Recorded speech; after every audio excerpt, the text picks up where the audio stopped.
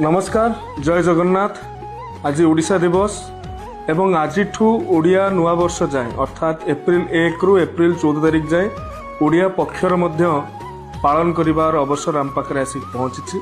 गत वर्ष माननीय मुख्यमंत्री प्रेरणा रे एवं आपण मानकर सहयोग रे ओडिशा भितर रहउतबा समस्त ओडिया हुंतु कि प्रवासी ओडिया हुंतु समस्तंकर सहयोग रे ओडिया पक्ष अत्यंत भव्यतार सहित पालन करा जायतिला एवं ओडिया पक्ष .com रे आपण माने जे भली भाव रे निजर डिजिटल पदचिन्ह डिजिटल फुटप्रिंट को सेठारे प्रदर्शित करथिले।